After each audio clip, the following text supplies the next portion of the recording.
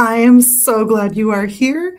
I'm Liz with Negus Books and Herbs, and it is alive on Wednesday, March 11th, 2026. Well, let's get into it.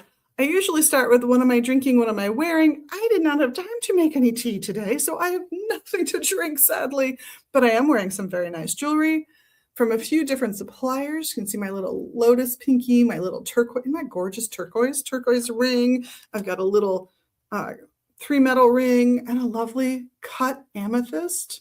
It's a fairly pale, almost smoky amethyst. I love the color on this guy. But beautiful, beautiful jewelry.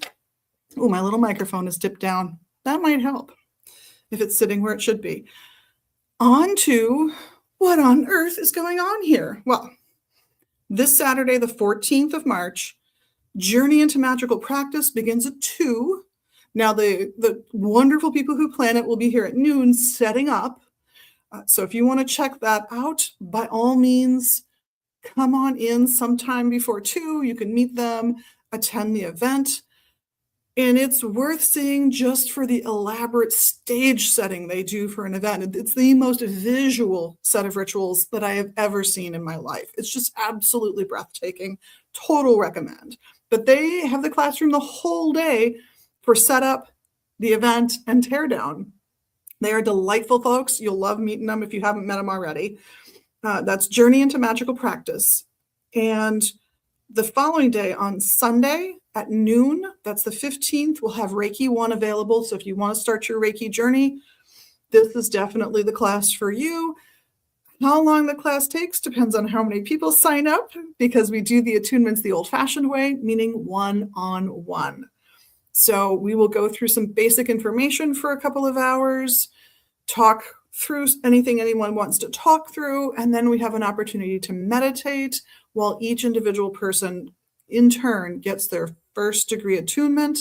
And after that, we take some time to practice Reiki on each other. So all told, this could be all day. It could be 3 hours. Really depends on how many people have signed up, how long those attunements take, the practice time. I will even ask if my employee wants to be a guinea pig, and I will take their place behind the register and let them be a guinea pig for folks just trying on their Reiki for the first time. I've also had people attend that class who are redoing their Reikis because they want to recommit, so they want to get their first degree over again. Reiki is permanent unless you do something negative with it, so it's not necessary. I get the idea of reaffirming it and going through the experience again, and I don't have a problem with it because I let those folks do that.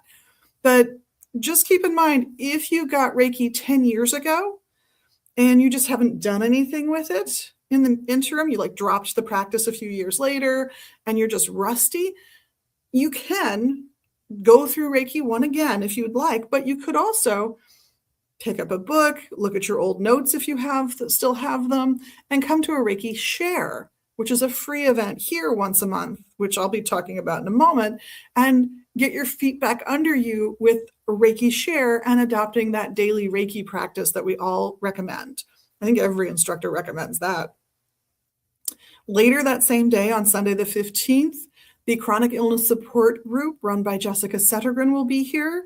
You can also find her book on dealing with a chronic health issue. In her case, it was going through cancer and the first stages of discovery and then the process of getting the cancer into remission. Of course, that journey continues beyond that point for those folks, but whether you're dealing with RA or lupus or cancer or any one of a number of things, migraines, constant migraines, anything that is a chronic health issue for you, and you are looking for a support group that is a little more alternative spirituality friendly, then this is a great place for you to meet up with like-minded people who are also going through the hardships of those kinds of chronic disorders and diseases. So 4 p.m., Sunday, the 15th of March, fabulous time. Of course, tonight, Wednesday, I'm teaching year 3 in the herbal program.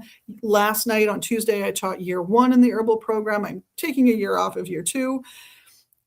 So if you're interested in those programs, they usually start in the fall, and they're either every night, once a week for 9 months, or sometimes they will offer them in an all-day seminar that meets once a month where we do the whole month's worth of classes. It does take all day, just to warn you, because it's about 5.5 plus hours of class. And once you're adding in a couple of bathroom breaks and a lunch break, it's 7.5 or more hours. So it's a fabulous time. The crew we've got for year one this year is amazing. And of course, the year three students, lovely, lovely humans.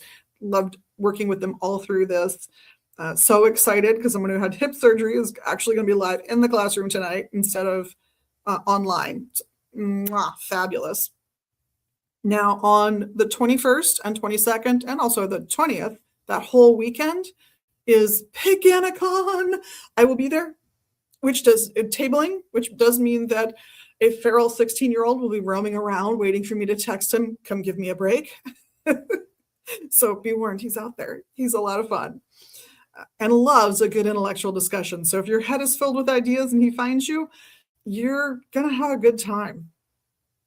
While I'm at Paganicon on Sunday the 22nd, the Reiki Share would normally be taking place. You guys are on your own because I'll be at Paganicon.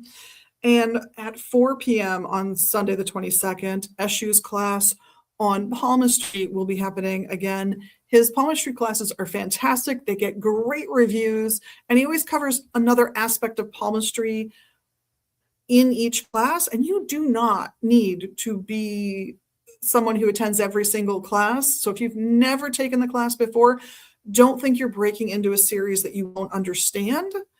Every single class is geared to somebody who's not done anything with palmistry before. It's just covering a new aspect of palmistry in the series that he's already doing. So it's like a merry-go-round. You can hop on at any point and go the full circle if you want to. It's brilliant. The following weekend on Saturday, the 28th at noon, the Alliance Coven will be having their Dedicants class here. That Dedicants class is not an open class, but if you want to meet the people involved, meet the teachers, I'd recommend coming here around 2 when they're getting out, and then you can check out that group, what the personalities are like, what you can ask them questions about their philosophies and practices.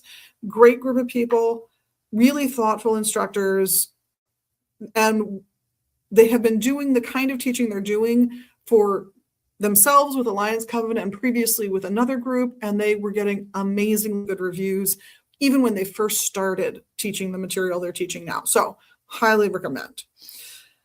What else did we? Oh yeah, on Saturday the 28th, Adam's magical astrology class. Fantastic. Of course, I think they're all wonderful, right? But he really knows his astrology, and how to use astrology magically is just a fascinating subject, and he handles it so well. On Sunday, the 29th of March, we will have Thomas in. Thomas is a drum maker by trade. He builds drums. He is a drummer himself. And he was going to be demonstrating a new drum he has developed. He's adopted the sort of musicality of 3 different drums and sort of made an amalgam. This is the type of drum that produces different tones. It's a wood drum, so it produces different tones depending on how and where it's hit. He's going to be doing a little demo of that. It's going to be fantastic. It's completely free. By the way, everything I've talked about today is either completely free or by donation, with the exception of that 9-month-long herbal series. There is an upfront fee for that. Now, I need to mention, and I've taken to having to write a giant reminder for myself on the bottom of my dates list, parking. If you are coming to visit us and there is on-street parking available, you see a spot, grab it. It's free on-street parking here. You can park potentially right outside our door, which is fantastic. But if it's all full, if everything is full, there's a car or some kind of vehicle in every spot, my best recommendation for you, just to make your life easy, is to park in the parking lot of St. Clement's Catholic Church. It is 1 block south of us, and it is a half a block west of us. So at the intersection, our closest intersection is Central and Lowry. If you are at that intersection, you turn west onto Lowry, and half a block down or so will be a parking lot. It's clearly a parking lot that you can enter from Lowry. It's about halfway down the block. It's free to park there now. It is going to get converted to a pay lot just so that they have the money to maintain the lot well, maybe get it resurfaced, repainted, a little more lighting out there, that kind of thing. They're not charging an arm and a leg. It's the parking rates that have been discussed so far. Nothing's finalized, so I'm not going to say anything yet.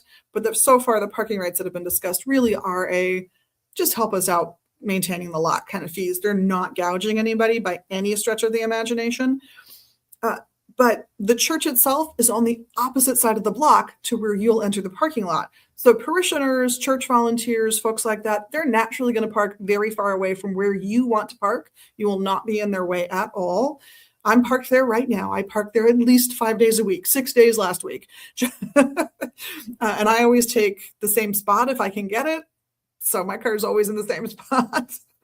But St. Clement's Catholic Church, you'll have to walk maybe a block to get to us. It's a real quick walk. Absolutely worth it if you can't find on-street parking because it's full here. So that's what's happening. It's what I'm wearing. Did not put any scarves on today, kids. I do have, you guys can't actually see this. Is this not gorgeous? This is made by one of the local people in town who reclaim and repurpose jewelry. So these are usually broken jewelry she's finding in charity shops or at estate sales or garage sales, and she repurposes them into new, beautiful things. So that's that. What have I got for you for treats? What's come in? Well, we did get restocked in our most affordable incense. Isn't that such a polite way to say that? This is the new flavor that came that we were able to put out. They've discontinued a couple of flavors that we've carried for a long time, and I've opted to replace a flavor that is good, but just doesn't sell quite as often as the rest of them. So Harlequin is out. The one that's going away that we still have a little of is a tropical one. It's Carmen Miranda's hat. Yeah, Carmen Miranda's hat. If you don't know who Carmen Miranda was, Google away, but she wore fruit-laden hats for Hollywood so she could make a living.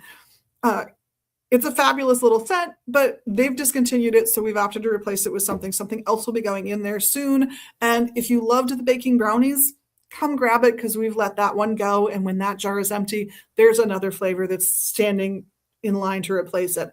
Can't remember both flavors. I know Champa Flower is one of the flavors that's coming in when those jars are empty, and we can put a new sticker on top of the jar and put new incense in it. But otherwise, everything is fully stocked. Everything kind of looks like this. Now, for stuff that's come in, I've got a few things to show you. I'm going to show you this one because it's the last copy of this we're going to have. It's the last of the almanacs from Llewellyn Publishing that we've got in the in-house. And this is we're not going to get it again. So if you were looking for this one, come grab it. I just wanted to warn you. But I've also got a bunch of new releases from Llewellyn that have come in. So this is a rebranding of some of Ted Andrews' stuff. I picked up his Psychic Protection book. A little iffy on how many of Ted Andrews' books I'm going to carry. If you guys can leave a comment. Oh, I see we've got some comments and I don't have them up. I'm sorry. What have we got there? Oh, hey guys, I see you. This looks great. But this is one of his books. Let me know what you think of Ted Andrews, his legacy, his reputation today. Should we bring in more of them? They all kind of look like this one. The covers are all formatted very similarly, but this is his book on psychic protection. So of all of them, I thought I would give this one a test run. So they're technically new releases because they've been redone. Manifesting by the Moon. We're working out time to interview this author. I'm very excited about it. This will be a fun one for your basic pagan or Wiccan or witchy magic. Looking for something that is more Eastern European inspired in your practices? Slava. This is a good book. I have read chunks of it and I've really enjoyed it. I really enjoyed the perspective. For me, it answers some questions about practices that are just labeled as historical that don't seem to quite jibe in my head with other historical practices. Like, oh, it came from here. This is the part of the world it came from. Oh, I love that about this book. It's very practical. It's very useful. Tempest Zakharov, who has done several decks, divination decks, tarot decks, etc., has now come out with Tarot by Tempest. This is her take on tarot readings, that kind of thing. So I do recommend. I think we might still have one piece of her art in a print in the shop. Then we've also got by Tracy Quinlan, Charting Love with Astrology is another new release by them. So if you are interested in romance and marriage compatibility, partnership, romantic partnership, chart casting, when you're comparing two charts, this is a good book to grab, a good book to pick up for that. And then I have by a wonderful, more ceremonialist author. She's written a novel. So this is by Dolores Ashcroft Nowicki. I can say it. I really can. It's called Johnny Nova. And the subtitle is A Novel of the Age of Aquarius. I have not had time to dive into this one yet, but it is sort of a novel that I would say is about a fictional character diving into the occult as the age of Aquarius is coming into play. So it's taking a lot of the ideas that have been prevalent for like the last 50 years or so in ceremonial magic, paganism, Wicca, witchcraft, all of those things. And it is, let's see, I'll just read you a little paragraph. Johnny is the lead singer of the famous mid-90s rock band White Heat, living the stereotypical rock star life until he receives mysterious messages about his destiny. Suddenly, Johnny is taken to the Abbey of the Dawn, and his spiritual journey begins. So if you ever wanted to understand ceremonial magic more, but found the materials a little dry, this is the book for you. I think her writings on the subjects that she's written on, the nonfiction subjects she's written on, have been clear, concise, easy to grasp, easy to handle. I think she does a great job presenting the information. So I suspect the novel is going to be at least a good read. I don't know how great, but definitely at least a good read. So I do recommend checking it out if you're interested in the subject matter, if you want to pick up a good novel. The next thing I have to show you guys is something that is not going to be out on the store floor in this form. These are specifically for me to bring to Paganicon. And some of the things I'm going to show you, we have here in the shop. They're hanging up. If you purchase them, you'll literally be taking the thing off the wall. And some I don't have the design. Some of these designs I do not have yet. This is one we do have, so I'm hoping you guys can see it through the packaging. This is a tapestry. It's 29 inches by 37 inches. It's photography by Todd F. Jardy. Todd, let me know how to say that correctly. I want to get it right. This size is $40. If you love this, we may have the larger size out on the floor. There's a bigger size than this, but for Paganicon, I'm going to be bringing these, and I have a whole bunch of designs. This, for example, is one we don't have here. Then there's this beauty. Isn't she cute? But I've got a whole bunch here. I'm not going to show them all to you, or it would be another 5 minutes, but I've got 1, 2, 3, 4, 5, 6, 7 more to show you. There might be a duplicate in there, so at least a handful, if not more. They will be at the table. I am very excited to be bringing them because I know they're not going to be there. The other piece from he and his partner is her wire wrapping, and I've got a few that we've got in the system already that are going to the show first. They're not going to be out on the floor, so you're going to have to pick them up at Paganicon. But her wire wrapping is absolutely exquisite. The way she makes delicate wrapping look flawless and easy is just amazing. They have a whole new line of these lava stone pieces, and these lava stone pieces are perfect if you want to carry a little scent, but you don't want to anoint your skin. You just drop a little of the essential oil on the lava stone, whether it's beautifully turned into jewelry like this or not, and that essential oil will stay attached to the stone and slowly release its fragrance over time. So there's a whole bunch of styles of these that she's got. They've got some simple wrapped points, some simple wrapped tumbled stones, but they have them on these leather chains or leather cords, because if they don't do the leather cord, she makes the chain herself out of this type of material that she's wrapped the stone in, often in copper or this silver colored metal material. So these are tending to range mostly in the 30s from what I'm seeing, like 32, 35, mid to low 30s for the most part. So these will be there. There will be more.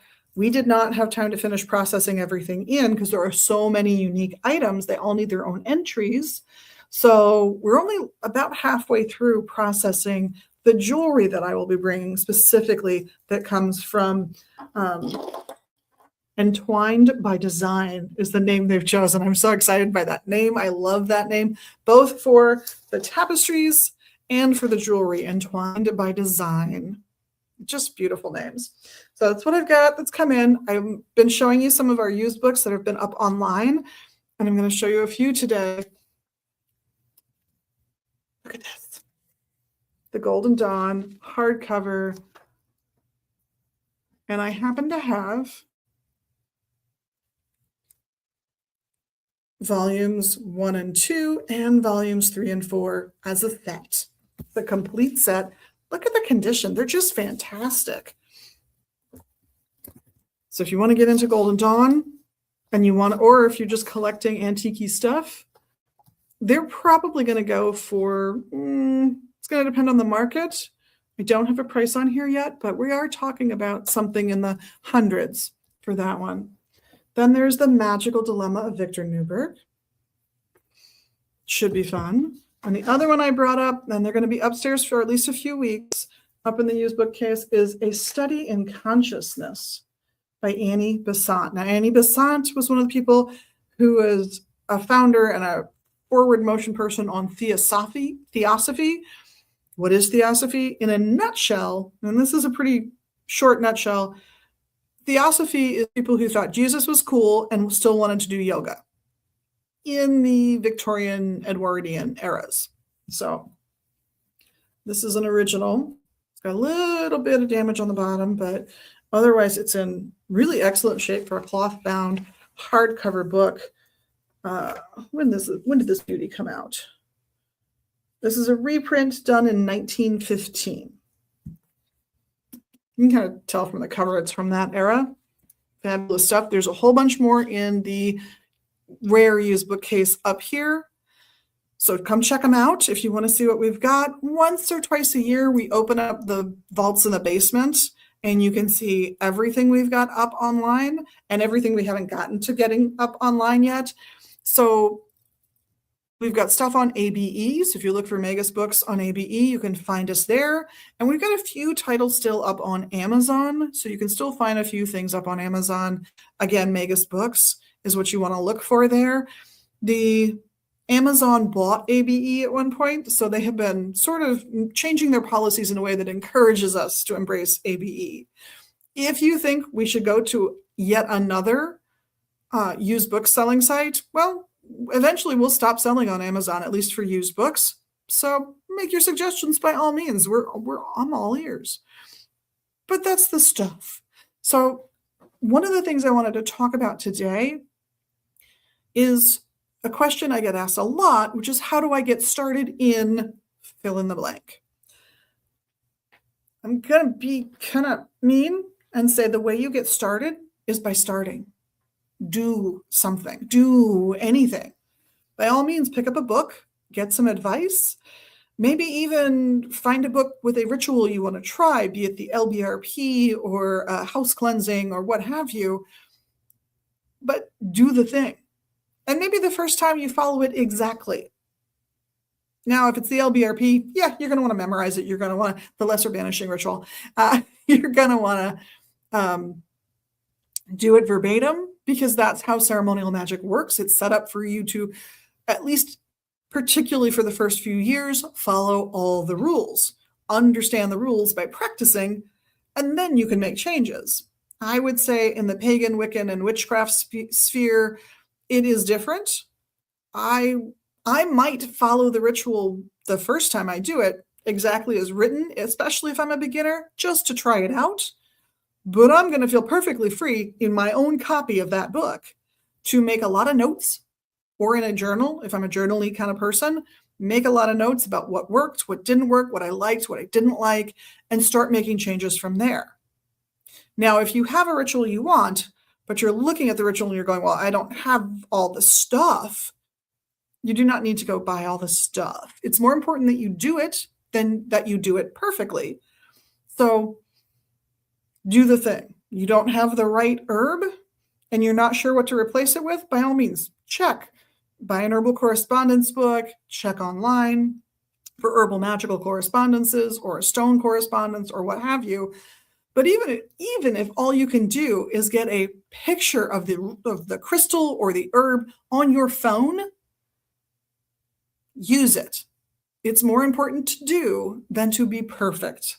Don't let perfection stop you from practicing. It is a practice after all, which means that you're going to get better at it as time goes on. You will acquire more tools that actually mean something to you and matter to you, and that you will actually find helpful than like randomly going out and just buying all the things that some book says you should go buy right now. So first piece of advice, do practice. Try things out. That's the whole point of what you're doing in the first stage is you're trying stuff on. You don't know if it's going to fit you yet. You're not going to know until you really dig into it and do it. And that includes finding groups, whether it's a lodge or a circle or what have you. You don't know if you're going to fit with that particular group until you hang out with that particular group. Someone's calling the store. We're not open yet. Nope, I don't know who that is. Sorry, whoever that is. But getting to know a group of people and deciding whether or not you want to practice with them in particular also matters. And if the group doesn't fit you, it doesn't mean the path doesn't fit you. It really might be just personality clash. Try again with another similar group if you can find one, and then decide if this path that you think you want to go down maybe attracts people that you're just not going to be simpatico with, and you should find something else, another practice somewhere, right? Beyond that, if someone or something, a resource of some kind, suggests that you do something that you wind up feeling not comfortable about, don't do it. Just don't do it. Walk away in the middle if you have to. There is nothing wrong with that. Just like finding the right practice, the right path, the right people counts, so does your personal empowerment. That's why we all do this, is to become better people and find joy in our lives. So if it's not helping you become a better person and it's not giving you joy, don't do it. If it makes you feel uncomfortable, don't do it. I know, complex message, right? I'm full of complex advice today. Try it out, do the thing. If you don't like the thing, don't do the thing. That's it. And the other thing I would add to all of that is do something every single day, even if it only takes a minute or two of your time. That LBRP I mentioned from Ceremonial Magic, once you've got it memorized, it takes all of about a minute, maybe 2 minutes to do. And maybe you repeat it multiple times a day, and that's great if you do, because there's one for the morning, there's one for noon, etc. But you don't have to. But fit something in every single day. Because if you don't practice, you don't grow in these traditions. You don't grow in your own personal practice, your own spiritual growth, your own magical growth is flat and stagnant if you don't do something every day. Now, if for a Reiki practitioner, that might just mean doing a little self Reiki every day, or maybe it just means going through the 5 intentions every single day. For a ceremonialist who's just starting out, LBRP is a great place to start. You'll hear that again and again and again online. It's advice we've given here at the shop over and over again. If it's something more in the pagan or Wiccan paths, then some small ritual. And maybe you start with something that fits in because you're going to eat food. You bless your food every day. The point is both the act you're doing and what it's doing for you, cleansing your space, blessing your food, reminding you to be the best person you can be, whatever that is and whatever it means to you. the other part of it is developing that self-discipline to do the thing every day and making that commitment to yourself and to your own growth and to your own importance to yourself in your life. You and your most beloved people in your life should be the center of your life. You need to be at the middle of that. You can't put your partner at the very center of your own life and be healthy. You need to put each other in the center of that partnership. And if you need time, you need to be able to take that time, even again, if it's just 10 seconds to draw a pentacle over your food to bless your food. Are you in a public place and don't feel comfortable? Grandma's not going to like it. Keep your hands under the table. Do it below your food. But make that little commitment to yourself, to your practice, and watch your abilities grow over time. And hopefully lead to adding into that practice because it's a positive in your life. You start with something that takes a minute, and then suddenly you want to do a little bit more. You did something in the morning, you'd like to bookend it with something in the evening. Maybe you do the same practice, you just alter it enough so that it's about starting your day or ending your day. But maybe you add on a completely new skill set. This is fantastic. Maybe you only work with herbs in the morning, so you learn your magical herbs as you're going through this. Maybe you even do it as a tea so that it's health and magic. Don't die. Big rule there with the herbs. Maybe at the end of the day, you do something with crystals, solid, earthy, helping you wind down and go to sleep. It could be anything you want it to be. Maybe you only journal in the mornings and you put your intentions for the day down. Maybe in the evening, you do something completely different. You meditate. I don't know. Your practice is your practice. You get to shape it. You get to develop it. But do it and always be looking for where the joy is and where the encouragement is to be a better person than you were the day before. As long as you do those two things, I think you got it covered. And you have the power to do these things. You have the power to set a daily practice. You have the power to do those rituals. And you have the power to acquire those tools, whether they fit exactly what's expected or they are the best thing you can do in the moment. I can remember a time when I didn't have an athame. I didn't own one. But the knife that meant the most to me was a reed carving knife because I was a music major and I was starting the process of learning to carve my own reeds. Well, a reed carving knife is a super thick, has a very sharp edge on one side of the blade, super thick on the other side, so you can literally put your thumb on the blade and carve with great precision. This is almost the opposite of an athame. And I am sure an athame snob would have told me it was completely inappropriate.